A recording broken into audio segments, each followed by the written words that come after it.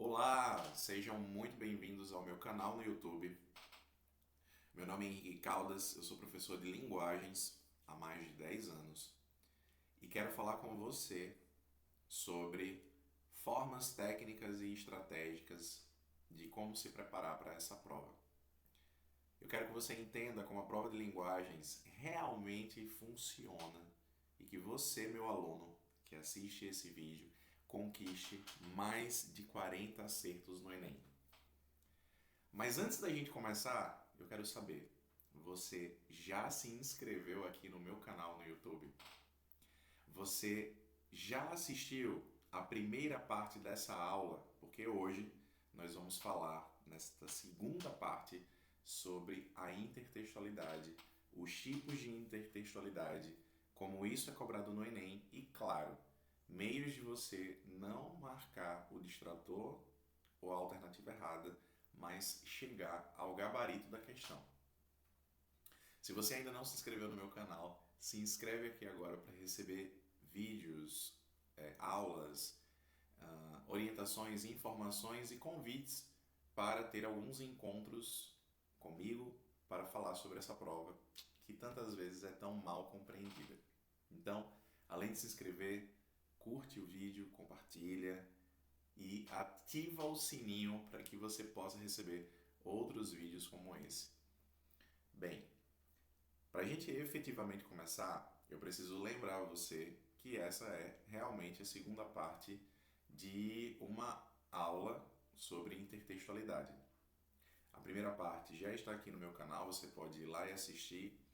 E hoje a ideia é dar continuidade a esse tema. Para isso, eu quero compartilhar com vocês a minha tela e mostrar ou relembrar um pouco do que foi conversado na aula anterior. Eu comecei a aula anterior falando sobre intertextualidade e referência. E para isso, passei por alguns textos diferentes, entendendo qual é o papel da referência em cada um deles. Por isso, então, eu coloquei aqui, logo de cara, essa imagem que é um vestido da Zuzu Angel, estilista brasileira dos anos 60 e 70 no Brasil, e expliquei ali quais são as referências que estão por trás desse texto. Mostrei então essa imagem, ou as duas imagens que compõem uma questão de humanas, justamente pedindo uma leitura de imagem com o trabalho da Zuzu Angel. Além disso, mostrei como a referência ou intertextualidade se fez presente aqui nessa obra de arte do Raul Mourão, chamada The New Brazilian Flag, que é uma forma de utilizar a bandeira do Brasil como referência. Finalmente, mostrei campanhas publicitárias, como esse fragmento de uma campanha, que fez uso de uma obra de arte, a criação de Adão. Então, referência, e eu explicava nessa aula, e hoje volto a falar, significa aquilo que me orienta. Então, existem textos que são construídos utilizando-se de outros textos como referência ou como orientação. Isso também serve para pensar o grafite ou ainda uma capa de um livro, como a obra de José Saramago, Ensaio sobre a Cegueira. E claro, uma vez que pensamos sobre isso, eu ainda quis dizer a vocês, mas é só ir lá e conferir nesta primeira parte da aula, que na verdade todo texto é construído baseado em outros textos. E usei como exemplo as linhas do Paulo Leminski nesse poema em que ele diz de maneira metafórica aquilo que eu estou tentando dizer a vocês. Tudo que pensamos ou tudo que escrevemos tem a ver com coisas que já foram escritas ou pensadas anteriormente. Ou seja, nada do que a gente faz surge do completo zero ou do completo nada. Sempre partimos de algum ponto, daquilo que já lemos, daquilo que já pensamos, daquilo que já assistimos, e é assim que surgem as nossas ideias, as nossas boas e excelentes ideias. E aqui o Leminski, através do seu eu lírico, diz: um texto morcego se guia por ecos. E essa metáfora é muito boa. Um texto morcego, um texto, portanto, que vai se orientar por ecos, sons que estão se repetindo por aí, chegam até os nossos ouvidos. É assim que um texto se orienta. Portanto, um texto, na verdade, faz uso de outros textos como referência. Essa é a grande explicação para a metáfora. Essa é a explicação para a grande metáfora de Leminski, tá?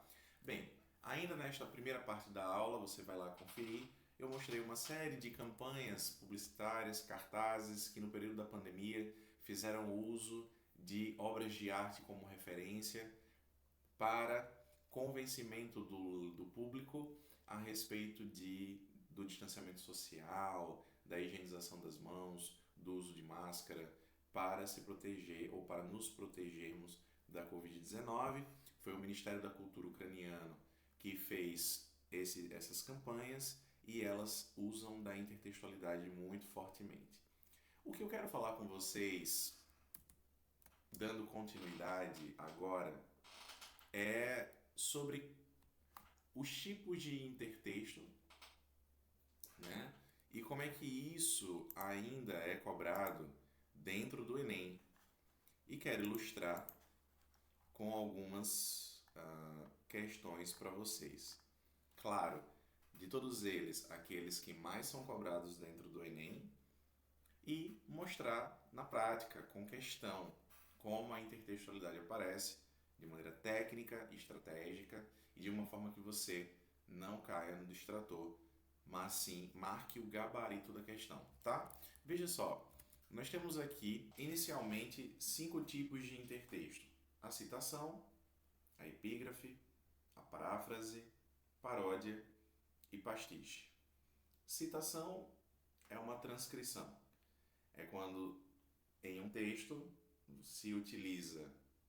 o autor se utiliza de fragmento de um outro texto, colocando essa frase de maneira direta, literalmente como ela foi escrita, ou de maneira indireta.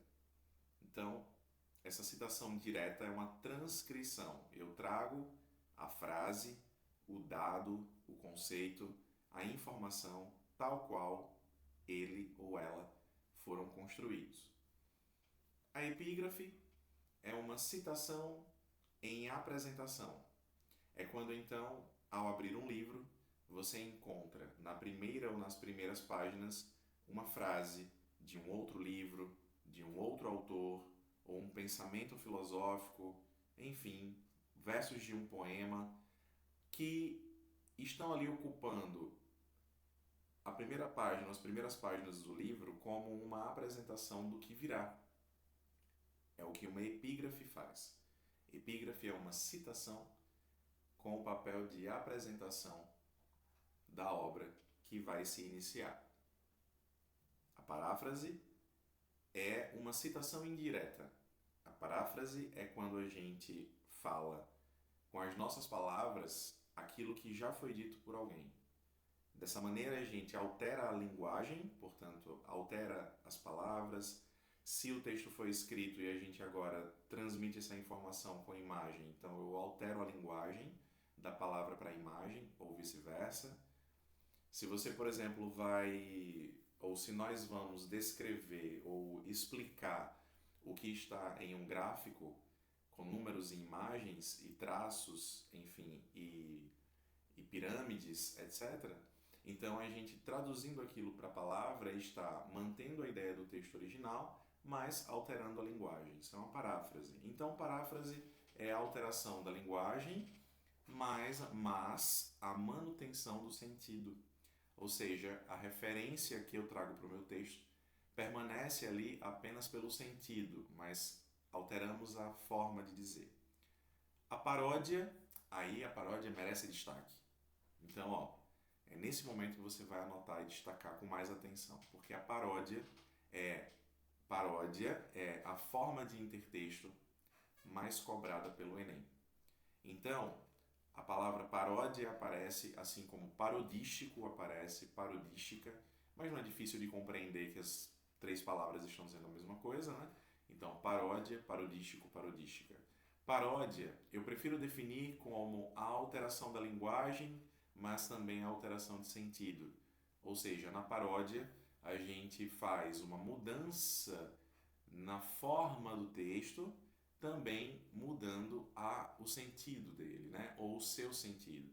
E a paródia tem um teor cômico, tem um tom humorístico, e ali uma certa busca por uma crítica, uma ironia.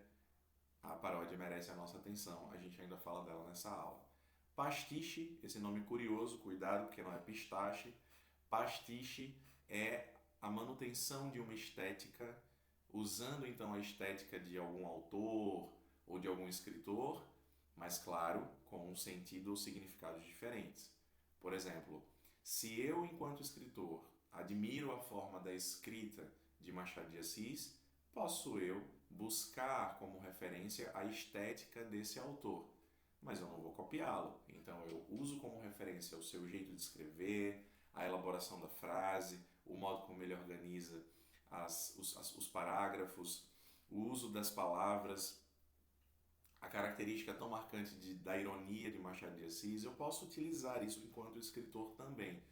E usando a Machado de Assis como referência, mas eu construo uma nova história, é uma escrita com novos significados. Então, o que eu uso como referência é a estética. Bem, esses 5 tipos de intertexto aqui, eles já compõem um bom formato das formas de intertexto, e cada um deles vai se utilizar de uma referência com uma finalidade. A citação é uma transcrição direta do que foi dito por alguém. A epígrafe é uma citação com o intuito de apresentar. Paráfrase é a alteração daquilo que eu uso como referência, mas eu mantenho o sentido. Paródia é o humor, o cômico ou a ironia através da alteração do texto de referência para garantir também um novo sentido. E pastiche, que é usar a estética de uma obra ou de um autor como referência para a construção também de um novo sentido ou de uma nova obra.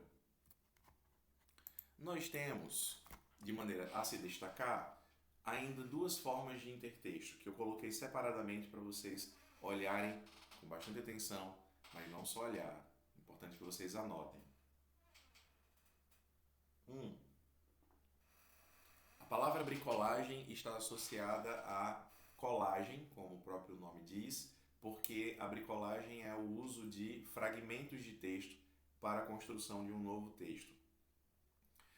O que não parece, a princípio, muito diferente do que eu já expliquei antes, mas note que eu vou reforçar a palavra colagem. Ou seja, na bricolagem, o texto é composto de fragmentos de outro ou de outros textos, de modo que aquilo que eu estou utilizando no meu texto se confunda e se misture de maneira homogênea com o meu texto, com o meu discurso. Então, utilizar-se de um texto, de fragmentos de um outro texto para a construção do meu texto, tornando tudo uma espécie de colagem, como se tudo fosse uma coisa só. Então a bricolagem ela é muito importante, por exemplo, no universo da música, mais especificamente do rap, porque quando uma canção utiliza-se de versos de uma outra canção e tudo parece uma música só, é aí que está a bricolagem, ou como em música, ou no contexto da música, dá-se o nome de sample, ou samplear. O hipertexto já tem a ver com o mundo das conexões, o mundo digital, especialmente o mundo digital. O hipertexto não significa de hiper como grande texto, pelo menos não para entender a hipertextualidade como um texto grande.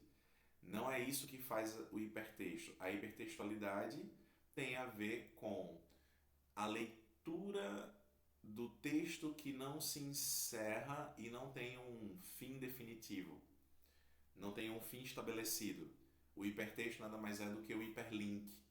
Então, um texto que puxa um link para outro texto, que puxa um link para um outro texto, que puxa um link para um outro texto. E é claro que à medida que eu vou clicando e indo de um texto a outro, eu vou construindo uma leitura mais autônoma, mais autoral, mais livre, e posso ir por caminhos singulares, individuais. Então, a hipertextualidade é uma forma de intertexto mais conhecida no universo digital, em que um texto faz referência a outro, que é outro, que é outro, através de links. Por isso que a hipertextualidade também se chama de hiperlink, tá? Bem, então eu quero mostrar a vocês algumas questões que ilustram o que eu estou dizendo, como por exemplo, numa questão recente do Enem de 2020, que disse: a incorporação de um trecho da obra para a flauta solo de Johann Sebastian Bach na música de MC Fiote demonstra. Ou seja, eu tenho a incorporação de um trecho de uma obra em outra obra. Isso significa que a bricolagem é o conceito que está nos bastidores desse enunciado dessa questão. Porque não interessa ao Enem ficar cobrando de vocês termos técnicos para que vocês decorem, memorizem, não é do interesse do Enem. Interessa ao Enem é que vocês sejam capazes de compreender o uso que se faz de uma ferramenta textual. Então, nesse caso, ele está dizendo a incorporação de um trecho da obra para flauta solo de Johann Sebastian Bach. Então, a flauta foi incorporada à música de MC Fiote. Então, nessa junção de uma coisa com outra está a intertextualidade. É por isso que o gabarito da questão veio a falar da inter-relação de duas obras completamente distintas, porque a inter-relação de elementos culturais vindo de realidades diferentes na construção de uma nova proposta musical, ou seja, elementos culturais já da música erudita relacionada a uma nova proposta musical que é o funk, que portanto possui uma linguagem popular. Então diz o texto: Leandro Aparecido Ferreira, o MC Fiote, compôs em 2017 a música Bum Bum Tam Tam, que gerou em 9 meses 480 milhões de visualizações no YouTube. Impressionante, né? É o funk brasileiro mais ouvido na história do site. A partir de uma gravação da flauta que achou na internet, MC Fiote fez tudo sozinho. Compôs, cantou e produziu em uma noite só.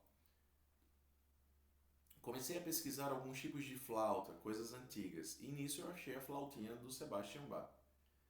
A descoberta foi por acaso. Fiote não sabia quem era o músico alemão e não sabe tocar um instrumento. A flauta envolvente da música é um trecho da Partita em Lá menor, escrita pelo alemão Johann Sebastian Bach por volta de 1723. Então, aconteceu aí nesse texto há uma explicação, né, há uma reportagem que mostra como MC Fiote fez uso da música de Johann Sebastian Bach através de uma interrelação ou de uma intertextualidade mais precisamente chamada de bricolagem. Ok? Bem, a outra questão se refere à hipertextualidade, porque diz: o texto evidencia uma relação entre o hipertexto e a sociedade em que essa tecnologia se insere. Constata-se que nessa relação há uma. Bem, o que o texto fala sobre a hipertextualidade? O papel do hipertexto é exatamente o de reunir não apenas os textos, mas também as redes de associações, anotações e comentários às quais eles são vinculados pelas pessoas. Ao mesmo tempo, a construção do senso comum encontra-se exposta e como que materializada a elaboração coletiva de um hipertexto. Trabalhar, viver, conversar fraternalmente com os outros seres, cruzar um pouco por sua história, isto significa, entre outras coisas, construir uma bagagem de referências e associações comuns, uma rede hipertextual unificada, um texto compartilhado, capaz de diminuir os riscos de incompreensão. Então, a hipertextualidade tem a ver com a hiperconectividade de informações, ok? Então, o que ele diz? O texto evidencia essa relação entre o hipertexto e a sociedade. Constata-se que nessa relação há uma. Letra A. Estratégia para a manutenção do senso comum. Prioridade em sanar a incompreensão. Necessidade de publicidade de informações. Forma de construção colaborativa de conhecimento ou urgência se estabeleceu o diálogo entre pessoas? Veja, se a hipertextualidade ela é a possibilidade de compartilharmos a informação em rede, então nós estamos falando da informação que circula de maneira coletiva e que é construída também de maneira coletiva, porque, inclusive, um texto está ligado a outro, produzido por outro autor, que está conectado a um outro, também produzido por um outro autor, e assim nós vamos formando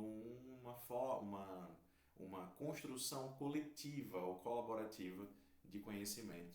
Por isso, gabarito letra D. Então, anote aí, a hipertextualidade tem essa característica essencial, interessantíssima da rede colaborativa, né? Por que isso, professor? Por que rede colaborativa? Porque, veja, a intertextualidade tem a ver com eu utilizar um outro como referência, o texto de alguém, o pensamento de alguém, o conhecimento de alguém.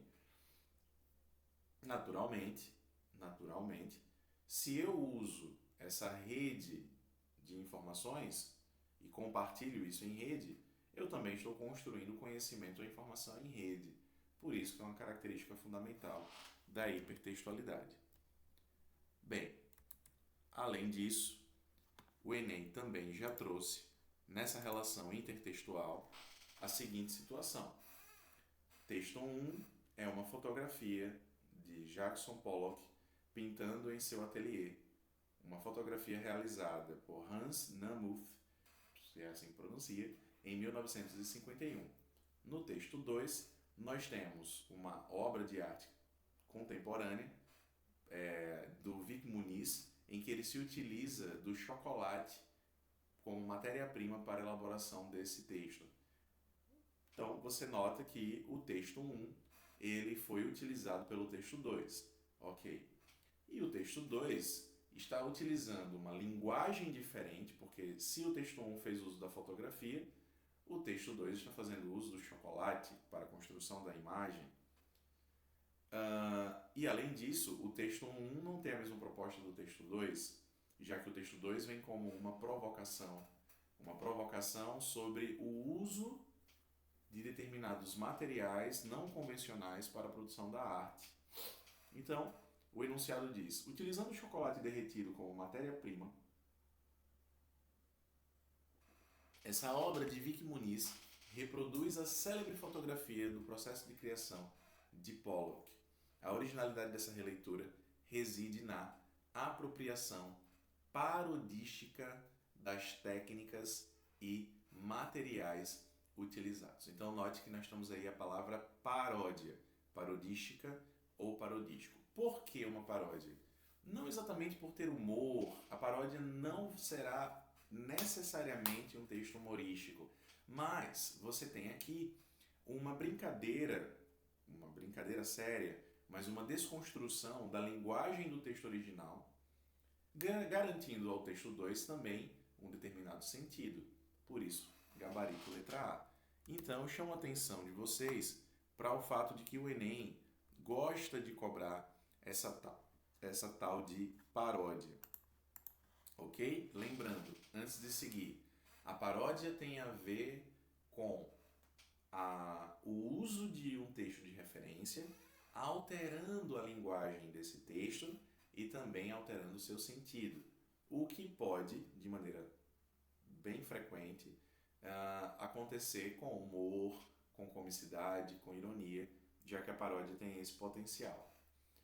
Bem, uma coisa fundamental ainda a se falar nessa aula é que a intertextualidade ela tem um ponto curioso que vale a pena a gente anotar. É sobre a interdiscursividade. O que significa a interdiscursividade? Será o mesmo que a intertextualidade? Não. A interdiscursividade tem a ver com a relação entre dois textos, até aí é bem semelhante, mas uma relação não intencional, uma relação circunstancial, uma relação entre dois textos que não fizeram referência um ao outro.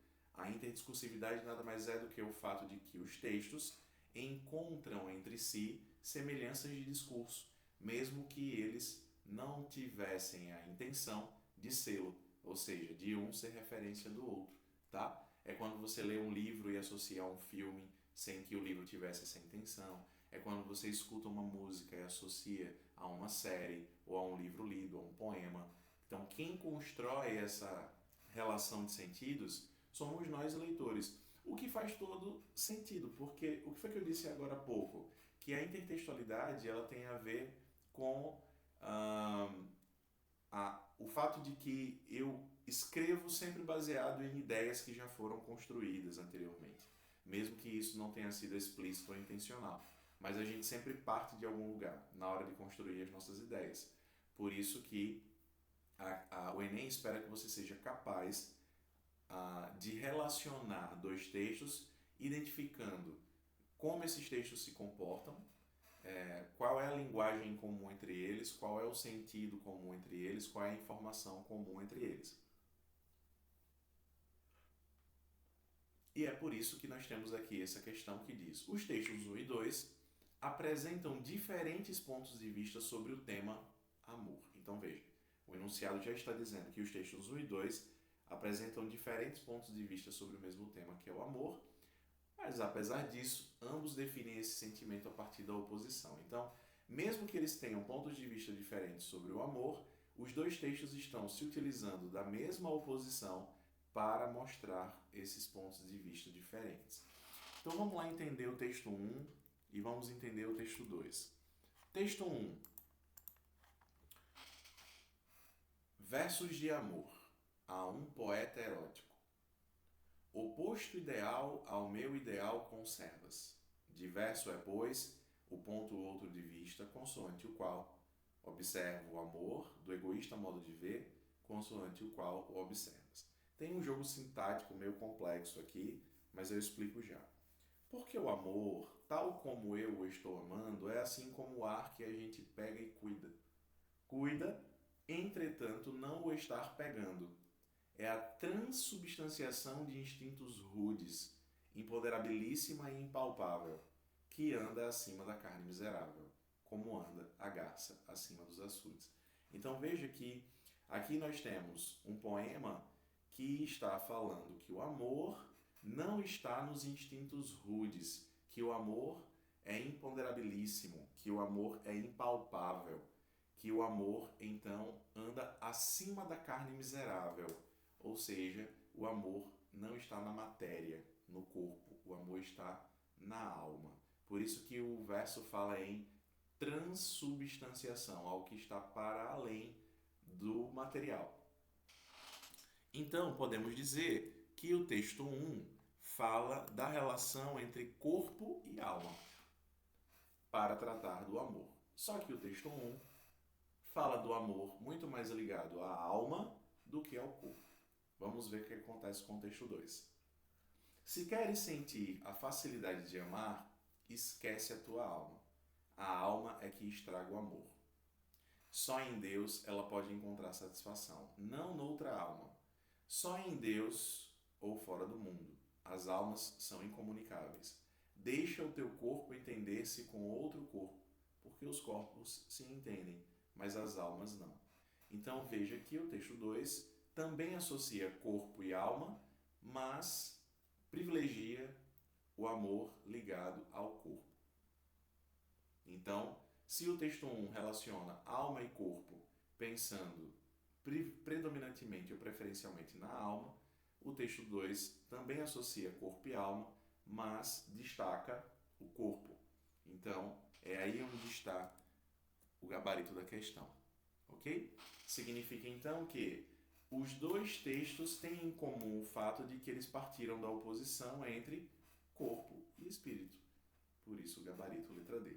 Então, a intertextualidade ela pode ocorrer de maneira intencional, quando um texto tem a intenção mesmo de fazer referência a outro texto, e algumas vezes a intertextualidade se dá de maneira ocasional, em que um texto não quis fazer referência a outro, mas a gente nota semelhanças de discurso, semelhanças de linguagem, semelhanças de sentido, semelhanças de estrutura. Bem, essa foi a segunda parte da nossa aula sobre intertextualidade. Passamos então pelos tipos de intertexto, o conceito de cada um deles ou as características que cada uma dessas formas possui e falamos como isso aparece no Enem de maneira mais direta ou de maneira mais indireta, como no caso da interdiscursividade. Não tenham dúvida de que o Enem pode cobrar de vocês, logo mais na nossa próxima prova esse ano, em novembro, que cobra de vocês a habilidade 22, que fala sobre a relação entre dois textos e perceber como eles se conectam, e como o Enem também cobra a intertextualidade como um conceito importante de levar para o dia do Enem. Bem, então espero que vocês tenham aprendido um pouco mais a respeito da intertextualidade, espero ter sido claro e, claro, para encerrar essa aula, lembre-se de se inscrever aqui neste canal para acessar outras aulas como essa. Se você teve dúvidas sobre esse assunto, não deixe de perguntar, coloca sua dúvida nos comentários e assim que eu vir ou verificar essas dúvidas, eu venho aqui neste canal para poder explicar um pouco a vocês, tá? Então, beijo enorme, obrigadíssimo por assistir essa aula e até mais.